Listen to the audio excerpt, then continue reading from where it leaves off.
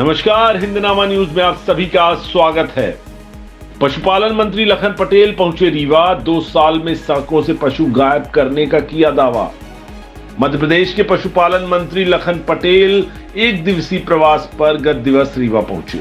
कहा, प्रदेश की सड़कों से 10,50,000 गौवंश को हटाना बड़ा चैलेंज। जल्द खुलेंगे 10 गौ वन्य विहार। मध्य प्रदेश सरकार के पशुपालन एवं डेयरी विभाग के मंत्री लखन पटेल गत दिवस 1 दिवसीय प्रवास पर रीवा पहुंचे थे। इस दौरान उन्होंने बशामन मामा में स्थित गौ अभ्यारण्य का निरीक्षण किया और भारतीय जनता पार्टी कार्यालय अटल कुंज में आयोजित पत्रकार वार्ता को भी संबोधित किया। इस दौरान पशुपालन मंत्री ने केंद्र और राज्य सरकार की योजनाओं की, उनके द्वारा चलाई जा रही योजनाओं से जनता को होने वाले फायदे भी गिनाए। तो वहीं प्रदेश भर में सड़कों पर घूम रहे गौवंश को लेकर मंत्री लखन पटेल ने अपनी प्रतिक्रिया दी। उन्होंने कहा कि प्रदेश की सड़कों में 10,50,000 गौवंश घूम रहे हैं, जिनको हटाना एक बड़ा चैलेंज है, चुनौती है। इसके लिए एक बड़ी योजना बनाई गई है, जिसमें प्रदेश सरकार 10 नए गौ वन्य विहार खोलने जा रही है।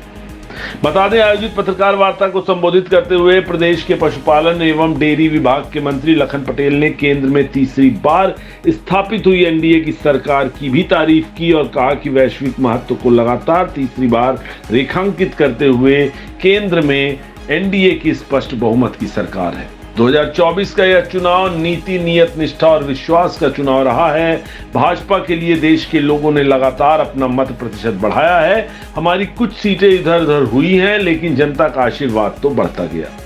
साथ ही मंत्री ने कहा कि प्रधानमंत्री नरेंद्र मोदी ने निर्णय लिया है कि हम विकासशील देश को आने वाले वर्षों में विकसित देश बनाएंगे। उसके लिए अलग अलग योजनाएं बनाकर कार्य किए जा रहे हैं। जैसे मध्य प्रदेश का बजट हो या देश का बजट हो, वह जब तक सुदृढ़ नहीं होगा तब तक देश और प्रदेश का विकास हो पाना संभव नहीं है।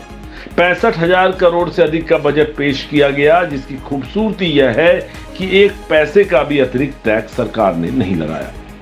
साथ ही उन्होंने कहा, सालों से सड़कों पर घूम रहे आवारा गौवंशों को हटाना बहुत बड़ा सवाल है, यह चैलेंज है। हाल ही में मध्य प्रदेश में सर्वे कराया गया था, जिसमें सड़कों में घूमने वाले गौवंशों की संख्या लगभग 10,50,000 है और इसमें से 60% गौवंश ऐसे हैं जो कि पशुपालकों के हैं। उन्होंने दूध लगाया और उन्हें छोड़ दिया। पशुपालन मंत्री लखन प्रहलाद पटेल ने कहा कि हम सड़कों में घूम रहे गौवंशों के लिए 10 नए गौ वन्य विहार बनाने जा रहे हैं। सड़कों से गौ माता को अलग करना हमारे लिए एक बड़ा चैलेंज है। कई बार तो गौवंश सड़क हादसे का शिकार होते हैं और उसके कारण वहां से गुजरने वाले लोग भी दुर्घटना का शिकार होते हैं, जिसमें उनकी जान तक चली जाती है। हमारा प्रयास होगा कि 2 साल के भीतर गौवंश सड़कों पर दिखाई न दे। आइए आपको सुनाते हैं पत्रकार वार्ता में मंत्री लखन पटेल ने क्या कुछ कहा है। जैसा कि आप सब जानते हैं कि देश में लगातार तीसरी बार पूर्ण बहुमत की सरकार माननीय मोदी जी की बनी, जो एक रिकॉर्ड है कि किसी भी गैर कांग्रेसी पार्टी की सरकार लगातार 3 बार बनी। क्योंकि जो ने काम किया उसके कारण 140 करोड़ देश के लोगों ने आशीर्वाद दिया और लगातार तीसरी बार सरकार बनाई। 2024 का ये चुनाव नीति, नियत, निष्ठा और निर्णय का विश्वास का चुनाव रहा है। भारतीय जनता पार्टी के लिए देश के लोगों ने लगातार अपना मत प्रतिशत बढ़ाया है। वो अलग बात है कि कुछ सीटें हमारी इधर उधर कम हुई, तो काफी ठीक है, बहुत ठीक है।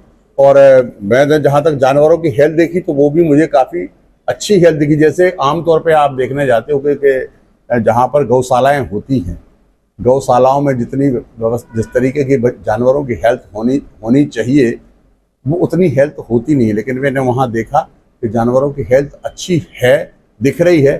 तभी तो वो मतलब वहाँ पर खाने पीने की व्यवस्था अच्छी होगी, तभी वो इतनी हेल्थ अच्छी होगी। बिल्कुल। आप बोल रहे हैं किसान दूध निकाल के छोड़ देते हैं, ऐसी भी गाय है जिनको दूध नहीं देती तो किसान छोड़ देते हैं, मतलब उनके ऊपर क्या कार्रवाई? मैं बिल्कुल आपकी बात से सहमत हूँ, एग्री करता हूँ। जैसे आपने कहा ना, क्या कार्रवाई करेंगे, अभी तो इसलिए कुछ जिन जिलों में हमने अभी पायलट प्रोजेक्ट में लिया है उन। अच्छा जी, मेरा सवाल ये है,